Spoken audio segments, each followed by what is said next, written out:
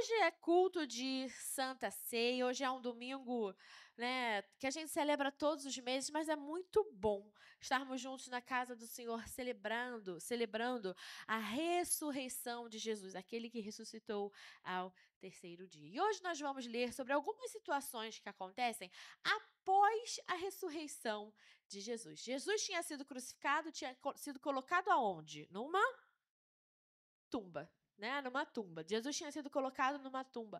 E a Bíblia diz que era uma rocha arredondada que servia como porta daquela tumba. E era uma rocha pesada, difícil de ser carregada, difícil de ser rolada. Aqueles que seguiam a Jesus, os discípulos, aqueles que conheciam a Jesus, Jesus já tinha dito para eles que ele ressuscitaria ao terceiro dia. Se eles entenderam ou não, já são outros 500, mas Jesus já os havia avisado. E foram as autoridades dizer. As autoridades foram, ou pessoas foram até as autoridades para dizer que aquele túmulo precisava ser guardado. Exatamente porque Jesus já havia avisado que ia ressuscitar ao terceiro dia. Ou seja, aquele povo que crucificou Jesus, que assassinou Jesus, os perseguidores de Jesus, estavam pensando: não queremos que Jesus apronte outra. Vamos evitar que sumam com o corpo dele, que façam alguma coisa, para que depois esse argumento de que ele ressuscitou possa ser realmente, enfim, por meios falsos, ser verificado. Então, eles foram pedir que as autoridades guardassem o túmulo de Jesus e assim foi feito. A Bíblia nos diz que haviam guardas ali cercando, vigiando o túmulo de Jesus. E a pedra do túmulo não simplesmente estava ali, mas a Bíblia nos diz que ela foi selada. Ela estava selada. E a primeira situação que acontece, que nós vamos falar hoje, é sobre Maria Madalena e Maria, mãe de Jesus. Vamos ler juntos Mateus 28, versículos de 1 a 10, que diz assim: a ressurreição. Depois do sábado, ou seja, no domingo, tendo começado o primeiro dia da semana, Maria Madalena e a outra Maria foram ver o sepulcro. E eis que sobreveio um grande terremoto, pois um anjo do Senhor desceu dos céus e, chegando ao sepulcro, rolou a pedra da entrada e assentou-se sobre ela. Sua aparência era como um relâmpago e suas vestes eram brancas como a neve. Os guardas tremeram de medo e ficaram como mortos. O anjo disse às mulheres: não tenham medo. Sei que vocês estão procurando Jesus, que foi crucificado. Ele não está aqui, ressuscitou, como tinha dito. Venham ver o lugar onde ele jazia. Vão depressa e digam aos discípulos dele: ele ressuscitou dentre os mortos e está indo adiante de vocês para a Galileia. Lá vocês o verão. Notem que eu já os avisei. As mulheres saíram depressa do sepulcro, amedrontadas e cheias de alegria, e foram correndo anunciá-lo aos discípulos de Jesus. Abraçaram-lhe os pés e o adoraram. Então Jesus disse: não tenham medo. Vão dizer aos meus irmãos que dirijam-se a Galileia. Acho que estava aqui um pouco fora de ordem, mas não tem mal. É exatamente assim. Aqui está o certo. Mas enfim, a gente lê exatamente essa passagem. Era um domingo de Páscoa, ao nascer do sol. As Marias, vou chamá-las de Marias, as Marias foram até o túmulo de Jesus. O que elas foram fazer ali? Elas foram untar, elas foram ungir o corpo de Jesus. Era uma forma de cuidado, era uma forma de honrar aquelas pessoas que haviam falecido, que haviam passado. Era uma forma realmente de honrar a Jesus. Elas tinham ido cuidar do corpo de Jesus. Marcos 16, 1 diz que elas compraram especiarias aromáticas para ungir o corpo de Jesus. Só que quando elas chegam lá, o que está acontecendo? O que acontece? O túmulo está aberto. E essas duas Marias, elas viram Jesus ser colocado lá dentro. Elas viram a porta do túmulo ser selado. Mas o que aconteceu? Ambas viram o corpo de Jesus ser colocado ali. A tumba vazia poderia significar tudo aquilo que a gente já falou aqui. O corpo de Jesus foi roubado, alguém vandalizou, alguma artimanha dos inimigos de Jesus. O que aquilo de fato representava? E aí o anjo que ali estava explicou e ele disse: Jesus não está aqui, ele ressuscitou. Ele havia dito que no terceiro dia iria ressuscitar e de fato ressuscitou. Mas é interessante porque elas estavam exatamente onde elas deveriam estar. Elas estavam perto quando o anjo apareceu. E a primeira lição que nós precisamos ter nessa manhã é: esteja perto de Jesus. Cuide de Jesus. Cuide de Jesus. Elas foram as primeiras a saber da ressurreição porque estavam perto. Elas cuidavam de Jesus, cuidaram de Jesus, se importavam com Jesus, estavam em comunhão, em união com o povo de Deus e saíram, se ausentaram daquele momento com o povo para irem até Jesus, cuidar do corpo dele que ali jazia. Enquanto elas choravam, a Bíblia diz que enquanto aquelas mulheres choravam, porque onde é que estava Jesus? Elas viram os anjos vestidos de branco, sentados, onde antes estava o corpo de Jesus. Então elas chegam, aquele túmulo está aberto, não tem mais Jesus ali, mas tem um anjo do Senhor que explica para elas o que aconteceu, até que Jesus aparece. João 20 diz assim: nisso, ela se voltou, ou seja, uma das Marias se voltou e viu Jesus ali, em pé, mas não o reconheceu. E disse ele: mulher, por que está chorando? Quem você está procurando? Pensando que fosse o jardineiro, ela disse: se o Senhor o levou embora, diga-me onde o colocou e eu o levarei. Elas olharam para aquele homem que era Jesus, acharam que era o jardineiro e perguntam: para onde é que o Senhor o levou? Onde é que está? Me diz que eu vou buscá-lo. Maria, que conhecia a Jesus, não o reconheceu. Pensou que Jesus fosse o jardineiro. E não deveria ser assim. Mas muitas vezes isso acontece na nossa vida como crente. Nós temos dificuldades de reconhecer quando é Jesus ou quando não é Jesus. Quando é santo ou quando não é santo. Quando é algo que parte do bem, ou seja, da parte de Deus, ou quando é algo que parte do mal, de Satanás. Nós precisamos aprender a discernir. Discernimento é imprescindível à vida do crente. Efésios diz assim: porque outrora vocês eram trevas, mas agora são luz no Senhor. Vivam como filhos da luz, pois o fruto da luz consiste em toda bondade, justiça e verdade. E aprendam a discernir o que é agradável ao Senhor.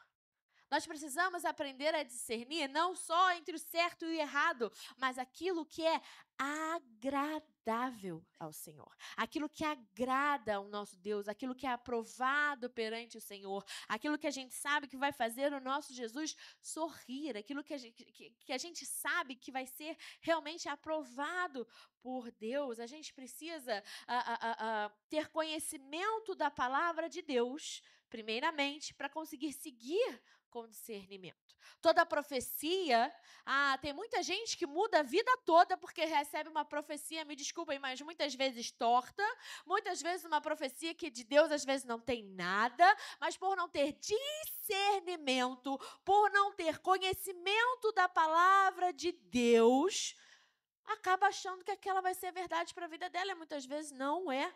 Toda profecia precisa, antes de tudo, ser bíblica, coerente com a palavra de Deus. Todo comportamento precisa ser de acordo com o que é estabelecido por Deus. Todo passo precisa ser dado conforme o direcionamento que o Senhor nos passa. Toda palavra proferida precisa ser aprovada por Deus. E aí entra a aplicação desse versículo que nós lemos aqui. Pois o fruto da luz consiste em toda bondade, justiça e verdade. Em nome de Jesus, tenha discernimento, exponha o fruto da luz que há dentro de você. A bondade, a justiça e a verdade. Mas O texto continua e nós vamos passear aqui e navegar entre os evangelhos, porque cada um traz um detalhe, uma riqueza diferente. E nós agora vamos para João, quando ele retrata a mesma passagem. Diz assim: Jesus lhe disse, Maria. E então, voltando-se para ele, Maria exclamou em aramaico, Rabone, que significa mestre. Ou seja, Maria que não havia reconhecido, Maria que achava que Jesus era o jardineiro é Jesus e as árvores somos nós. E se você nunca ouviu isso, sinto muito, assista no YouTube, é um clássico. Mas enfim, isso só me lembra esse videozinho. Enfim, vamos voltar. João 20 diz assim, porque exatamente Maria estava dentro desse contexto que ela não reconheceu a Jesus, mas aí Jesus vem e a chama Maria. Então, voltando-se para ele, Maria exclamou em aramaico, Rabone, que significa mestre. E Jesus disse, não me segure, pois ainda não voltei para o Pai. Vá, porém, a meus irmãos e diga-lhes, estou voltando para o meu Pai, o Pai de vocês, para meu Deus e Deus de vocês. Maria Madalena foi e anunciou aos discípulos, eu vi o Senhor. Eu vi o Senhor. Amém, amém, amém. Mestre. Ela chama Jesus de mestre. Assim que Maria reconhece Jesus, ela diz, mestre. É preciso reconhecer a Jesus. É preciso estar perto, é preciso cuidar, é preciso ter discernimento, mas é preciso reconhecer Jesus. Eu fiz aqui já uma vez, eu preguei exatamente, a pregação inteira foi sobre não só conhecer, mas reconhecer a Jesus. E é preciso reconhecer de fato a Jesus. Não só como Filho de Deus, não só como aquele ser distante, não só como aquele que está escrito em algumas palavras, em alguns textos bíblicos, não só como aquele da fé da nossa avó, dos nossos familiares, não só aquele de um catolicismo cultural, não só aquele que foi uma figura histórica, mas como mestre, como Senhor, como Salvador, como Redentor, como aquele que é o caminho, a verdade, a vida, como Rei dos Reis, como a luz do mundo, como Cordeiro de Deus, como aquele que é o advogado, como aquele que é o sumo sacerdote, como o leão da tribo de Judá, como o pão da vida, como Santo de Israel, como cabeça da igreja, como autor, consumador da nossa fé, como a pedra angular, como bom pastor, como a fonte de águas vivas, como aquele que é a rocha, como aquele que é a resplandecente estrela da manhã, como aquele que é Emanuel, Messias, Filho de Deus, a videira verdadeira. Assim nós precisamos conhecer e reconhecer a Jesus, é preciso reconhecer a voz de Jesus. Quando Jesus chama Maria pelo nome, ela sabe na hora que é o mestre. No mesmo instante, ela fala, Rabone, meu mestre, meu Senhor, aquele a quem a minha vida pertence. É preciso estar perto para ouvir a voz de Jesus. Jesus é muito educado, querido. Jesus não entra onde ele não é bem-vindo. Jesus não ocupa espaço se você não abrir o espaço. Jesus fala, mas a gente precisa estar perto para ouvir. A gente precisa estar perto para ouvir. É preciso estar de onde Jesus está. E é preciso cuidar de onde o Mestre está. É preciso cuidar, é preciso ter zelo. Ali era a tumba, era o corpo. Mas o que o corpo de Cristo é? A igreja. É preciso cuidado com a igreja. Nós, pastores, temos uma responsabilidade ainda maior do que vocês.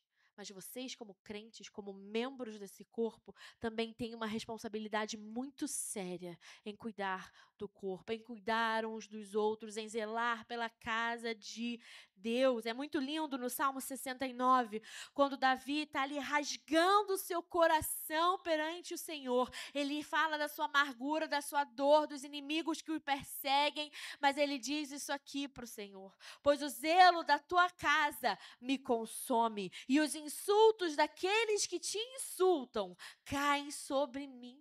Até quando choro e jejuo, tenho que suportar zombaria. Quando ponho vestes de lamento, sou objeto de chacota. Os que se ajuntam na praça falam de mim, eu sou a canção dos bêbados. Mas eu, Senhor, no tempo oportuno, elevo a Ti a minha oração. Responde-me por Teu grande amor, ó Deus, com a Tua salvação infalível.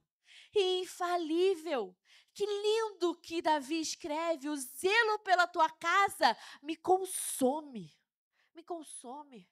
É muito mais do que ver um papelzinho sujo ali no chão e botar na lixeira, sabe? Isso é o mínimo de zelo que a gente precisa ter com a casa de Deus, com o que é do Senhor, com o corpo, com a igreja. A gente precisa zelar e cuidar da reputação da igreja, do nome da igreja. Aí eu não digo fronteira, não, eu digo também, mas tudo, a igreja com I maiúsculo, a igreja do Senhor, o evangelho do Senhor, nós precisamos cuidar, darmos bom testemunho, testificarmos para todos daquilo que Deus tem feito no nosso lugar, cuidarmos sim do espaço físico, de cada cadeira, do chão que precisa estar limpo, do vidro que precisa estar brilhando. A casa do Senhor precisa ser o lugar mais lindo que a gente frequenta.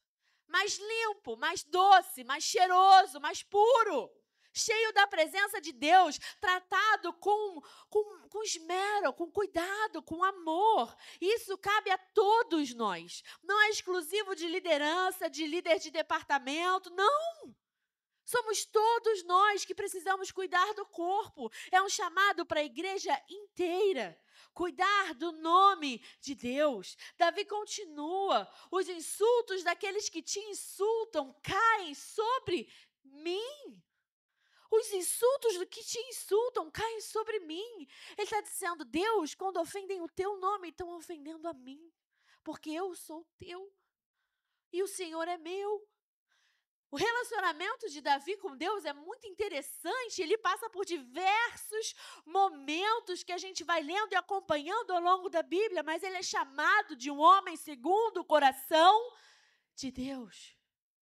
Porque o coração de Davi para o Senhor era incomparável. Era incomparável.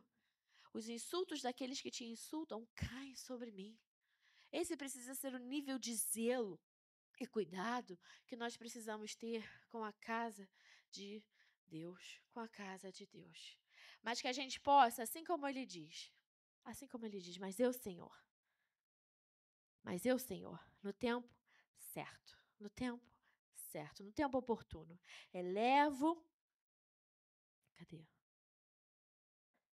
Mas eu, Senhor, no tempo oportuno, aqui, elevo a Ti a minha oração. Responde-me por Teu grande amor, ó Deus, com a Tua salvação infalível. Nós precisamos cuidar do nome de Deus. Se insultarem a Deus, estarão insultando a nós. Vamos, em nome de Jesus, elevar a nossa oração ao Senhor, apresentar a Ele o que está escrito aqui no momento oportuno. No tempo oportuno, elevo a Ti a minha oração. Responde-me por Teu grande amor, ó Deus, com a Tua salvação, que ela é infalível. A esperança de Davi estava no Senhor. Mas vamos seguir nesse momento pós-ressurreição de Jesus. E aqui é o momento em que os discípulos, eles duvidam da ressurreição. E vamos lá para Lucas 24, 9 a 12, que diz: quando voltaram do sepulcro, elas contaram todas essas coisas aos 11 e a todos os outros. Quem que estava voltando do sepulcro? As Marias, muito bem. Elas contaram todas estas coisas aos 11 e a todos os outros. As que contaram estas coisas aos apóstolos foram Maria Madalena, Joana e Maria, mãe de Tiago, e as outras que estavam com elas, mas eles não acreditaram nas mulheres. As palavras delas lhes pareciam loucura. Pedro, todavia, levantou-se e correu ao sepulcro. Abaixando-se, viu as faixas de linho e mais nada. Afastou-se e voltou admirado com o que acontecera. Ou seja, elas voltam à presença dos discípulos. Aqui a Bíblia fala sobre os 11. E o que eles fizeram? Eles acreditaram? Eles fizeram o quê? Eles não acreditaram, eles duvidaram. A Bíblia diz, as palavras delas lhes pareciam loucura, loucura. Só que tem um porém, um. E a Bíblia nos fala sobre Pedro. Pedro, todavia, levantou-se e correu ao sepulcro. Abaixando-se, viu as faixas de linho e mais nada. Afastou-se e voltou admirado com o que acontecera. As Marias receberam a palavra de Jesus. Jesus fala, Maria. Ela responde, mestre. Jesus dá o direcionamento. Elas voltam correndo para contar a notícia ao povo de Deus, aqueles que viveram com Jesus, aqueles que foram avisados por Jesus, aquele para quem Jesus deixou tudo mastigadinho. Está aqui escrito, está aqui dito, está aqui revelado. No terceiro dia eu ressuscitarei. E eles não acreditaram. Pior do que isso, acharam que elas estavam loucas, as palavras pareciam loucura, duvidaram da ressurreição. Aqueles homens que andavam com Jesus e o conheciam como mais ninguém na terra, não acreditaram no milagre que Jesus prometeu. Conheciam a voz, o olhar, o jeito, o cheiro de Jesus, as palavras de Jesus, mas não entenderam o que Jesus falava. De novo, é preciso discernimento, preciso discernimento. E a verdade, querido, é que frequentar a igreja não é sinônimo de salvação. Fora da igreja, então, que Deus tenha misericórdia de nós. Mas a igreja, ela é o mínimo, é um dos primeiros passos. Mateus 7:21 diz, nem todo aquele que me diz, Senhor, Senhor, entrará no reino dos céus, mas apenas aquele que faz a vontade do meu Pai que está nos céus. Para entrar no céu, é preciso fazer a vontade de Deus. Parece muito básico. E é. Mas é uma verdade que quase já não é mais pregada por aí. Para entrar no céu, é preciso fazer a vontade de Deus. Não é a minha vontade, não é a sua vontade, não é a vontade do que você está afim naquele momento, não é o que você julga ser melhor, não é o que você um dia foi construído para que pensasse, não. É a vontade de Deus. Nós aceitamos Jesus, ok? Nós aceitamos Jesus a partir daquele momento, glória a Deus. Eu tenho herança do céu. Eu estou salvo. Eu recebo a salvação em Jesus Cristo.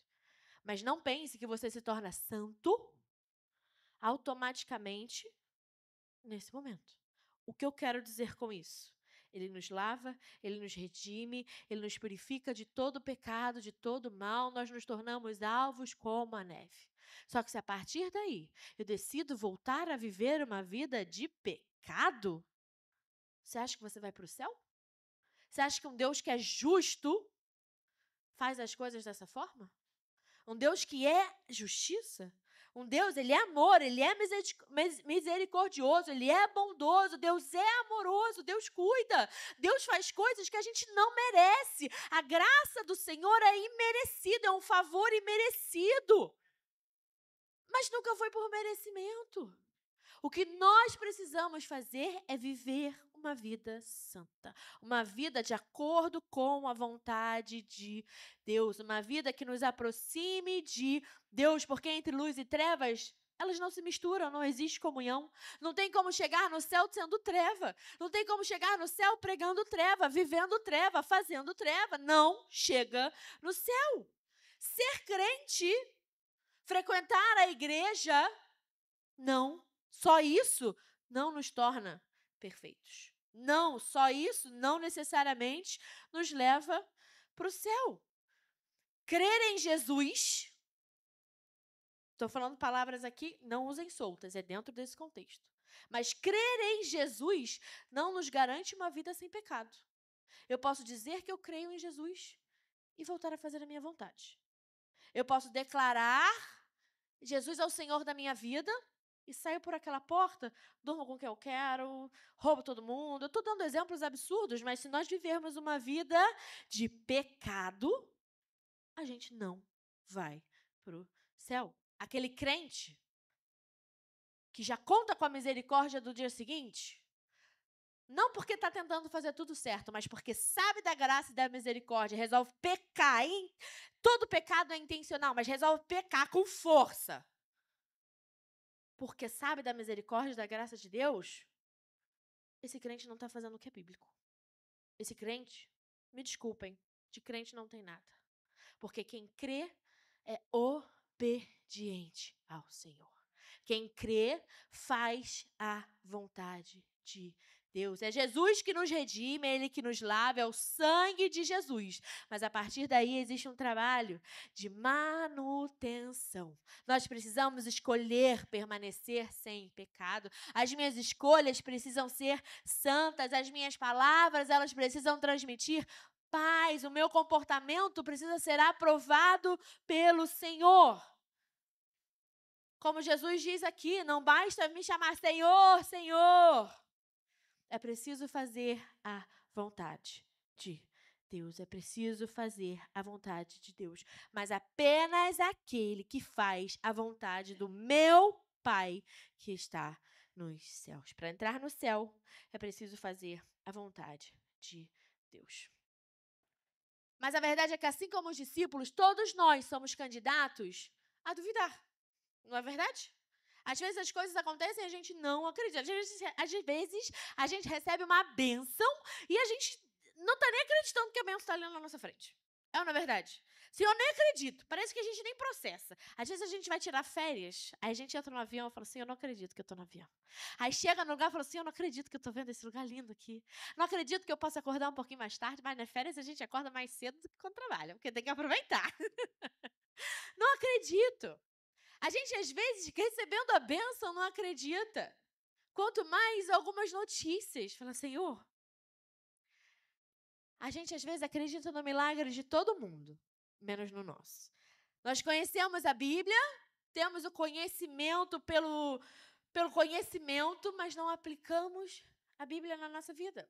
A gente escuta uma pregação e, ao invés de aplicar aquilo para a nossa vida, a gente, nossa, fulano tinha que estar aqui para ouvir isso. Vou mandar o podcast dessa mensagem para o irmãozinho tal que está precisando receber do Senhor. Você acha que você não está precisando receber do Senhor?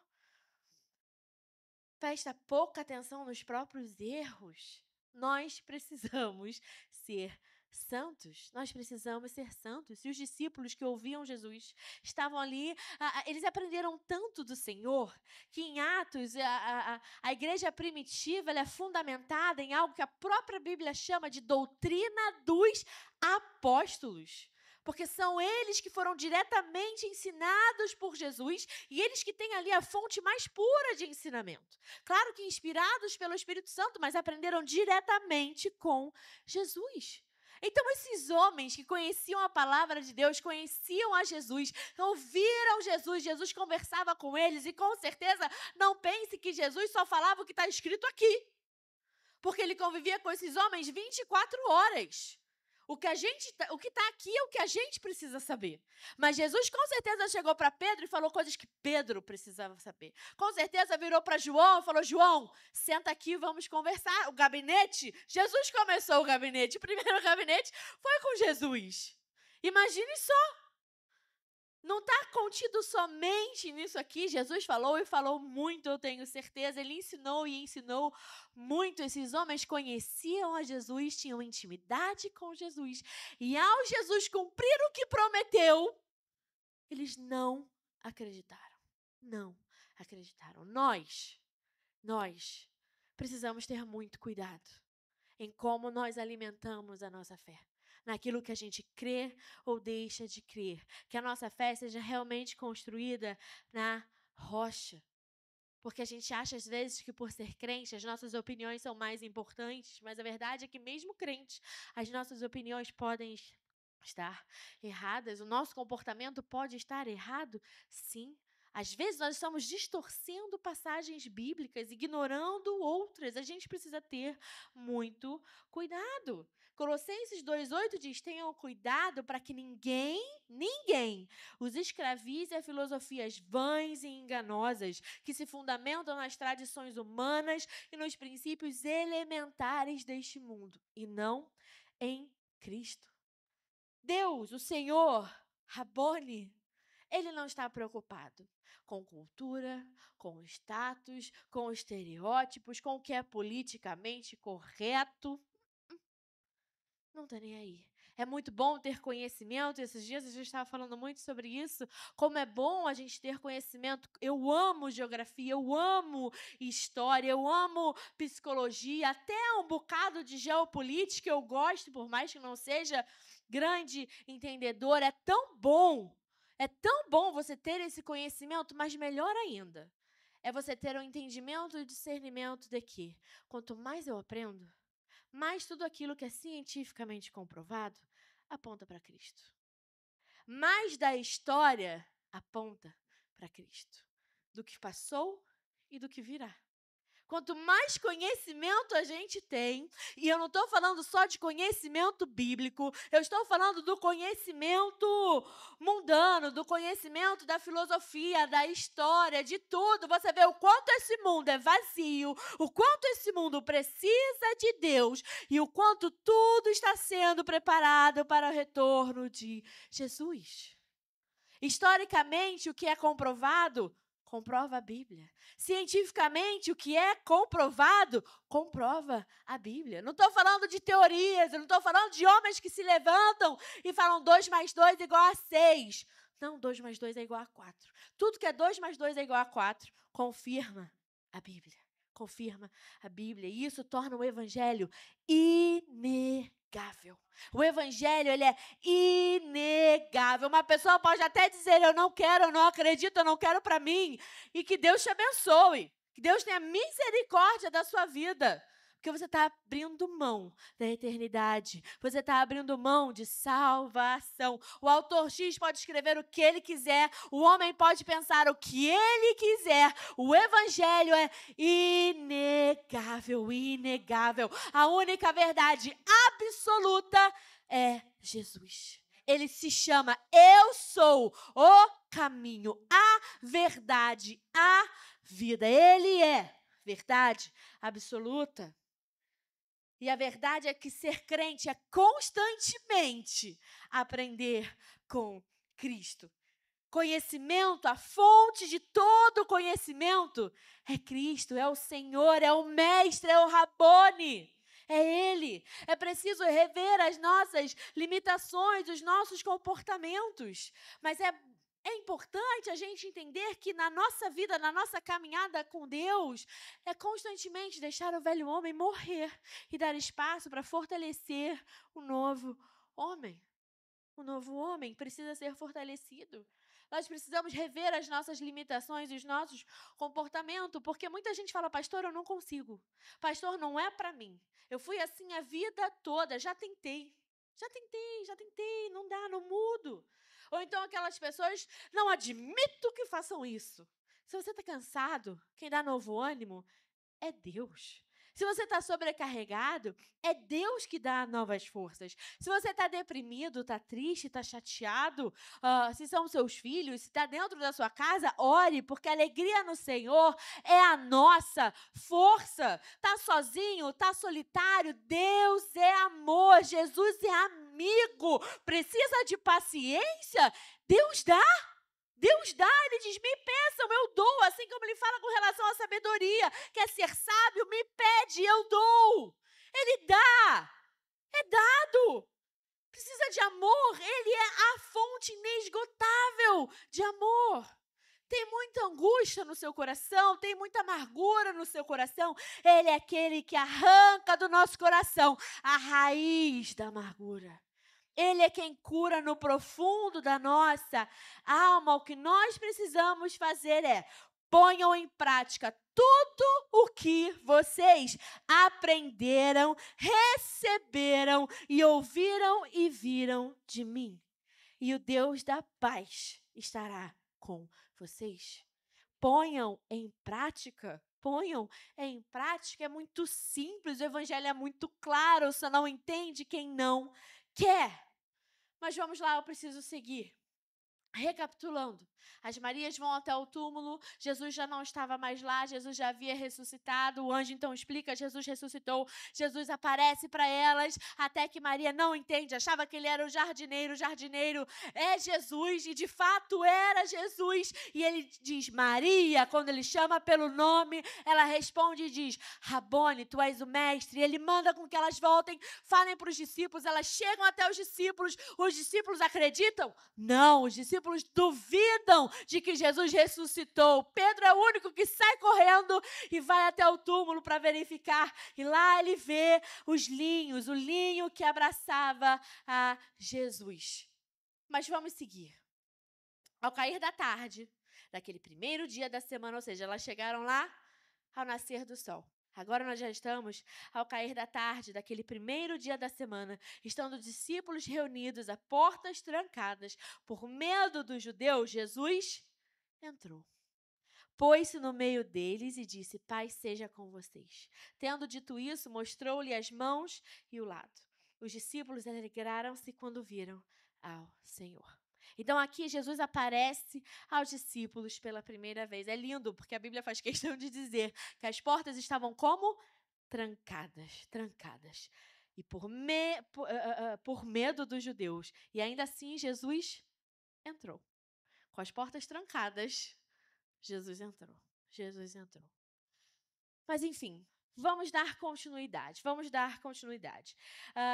Tinham esses discípulos que estavam ali reunidos e também tinham 2 discípulos a caminho de Emaús. E a Bíblia nos diz assim, naquele mesmo dia, 2 deles estavam indo para um povoado chamado a 11 quilômetros de Jerusalém. No caminho, conversavam a respeito de tudo o que havia acontecido, ou seja, de tudo o que nós acabamos de falar aqui.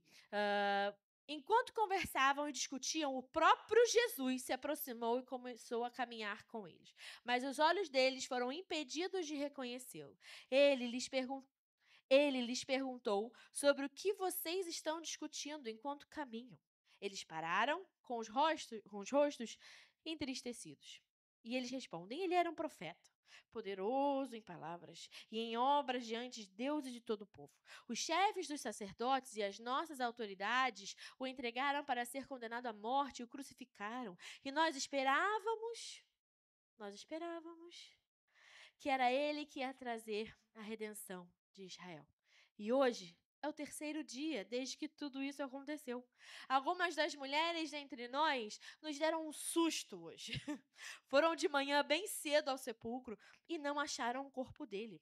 Voltaram e nos contaram que tinham tido uma visão de anjos que disseram que ele está vivo.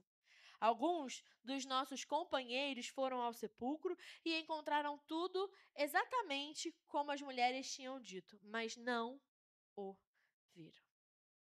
Jesus estava diante deles e eles estavam cheios de escamas nos olhos. Eles não o reconheceram. Eles sabiam que era o 3º dia. O problema ali não foi matemática. Eles sabiam que a tumba estava vazia. As Marias já haviam compartilhado, João também. Elas conheciam a palavra de Deus, eles conheciam a palavra de Deus, as promessas de Deus. E ainda assim, a Bíblia nos diz que eles estavam com os rostos entristecidos, decepcionados, desapontados com aquele que era o Filho de Deus. E diz, ele era um profeta, poderoso em palavras diante de Deus e dos homens, chefe dos sacerdotes, mandaram crucificá-los. E nós esperávamos que ele ia trazer a redenção de Israel. Jesus estava vivo, ressurreto. Já haviam testemunhas. Jesus havia cumprido tudo, tintim por tintim, do que havia prometido. E ainda assim, decepcionados. Por que você está decepcionado? Por quê? Qual a razão da nossa dor? Qual a razão da nossa tristeza? Às vezes a gente não só fica triste com as circunstâncias da vida, com coisas que podem acontecer conosco, mas a gente fica decepcionado com Deus, decepcionado com Jesus. Quando a obra está ali feita, entregue na nossa frente. Quando tanto Ele já fez por nós. Jesus já fez o suficiente. Seja grato, agradeça no luto, na tristeza, na alegria, na doença, no muito, no pouco, na felicidade, na dor, no escuro, no abraço, no sorriso, no silêncio, no caos, no colorido, no preto e branco. Agradeça. Agradeça a Deus. Senhor, obrigada porque eu tenho saúde, obrigada porque eu estou aqui, obrigada pela minha casa, obrigada pela minha vida, obrigada pelos meus filhos, obrigada pelo futuro que o Senhor tem para mim, obrigada porque o Senhor me sustentou até aqui. Eu posso dizer, Ebenezer, o Senhor tem sido comigo. Eu posso dizer, Emanuel, o Senhor é comigo, o Senhor é presente, o Senhor está conosco. Eu posso dizer que o Senhor é Jeová Jirê, que o Senhor tem provido, o Senhor é provedor. Eu posso ser grato por tantas coisas, Senhor. Obrigado, obrigado, obrigado, obrigado. Obrigado por quem Tu és. Nós precisamos ser gratos. Não pelo que nós somos, não pelo que nós fazemos, não pelas nossas conquistas também. Mas a razão da nossa gratidão, daquilo que nos renova, aquilo que nos traz força, é o Senhor. É o Senhor. Apeguemo-nos com firmeza, a esperança que professamos, pois aquele que prometeu é fiel. Apegue-se com firmeza às promessas do Senhor. Apegue-se com firmeza à esperança da nossa fé. Apegue-se com firmeza à ressurreição de Jesus Cristo, que hoje nós celebramos. Ele é a razão da nossa esperança. Ele é a nossa esperança. Ele é a luz do nosso caminho. Ele é o nosso Senhor, o nosso Mestre, o nosso Rabone. Não se revolte contra Deus, não fique decepcionado com Deus. Ele nunca mente, Ele nunca abandona, Ele nunca decepciona, mas Ele precisa ser a razão da nossa alegria, a fonte da nossa esperança. Em nome de Jesus, diga com fé, eu me glorio em Cristo. Eu me glorio em Cristo. Romanos diz exatamente isso. Portanto, eu me glorio em Cristo Jesus, em meu serviço a Deus. É isso que nos traz alegria. Eu me glorio a Cristo, ou seja, eu exalto as qualidades de Cristo, eu exalto as conquistas de Cristo. Cristo é o meu amor, Cristo é a razão do meu orgulho, da minha alegria. Eu tenho orgulho de fazer parte da casa de Deus, eu tenho orgulho de servir ao Senhor, eu tenho orgulho de pertencer a Cristo, eu tenho alegria em dizer que Ele é mestre, o meu Senhor, o meu Salvador, o mestre da minha vida. Se glorie no seu serviço a Deus, tenha convicção de que está a se apresentar como obreiro aprovado ao Senhor. Sirva bem na casa de Deus, oferte, dizime, sirva com compromisso, com excelência, se deixe gastar em nome do Evangelho, se deixe gastar pela obra do Senhor. Como Davi escreveu, Senhor, por ti eu suporto a zombaria, o zelo da tua casa me consome. Tenha certeza de que está a fazer o seu melhor para Jesus.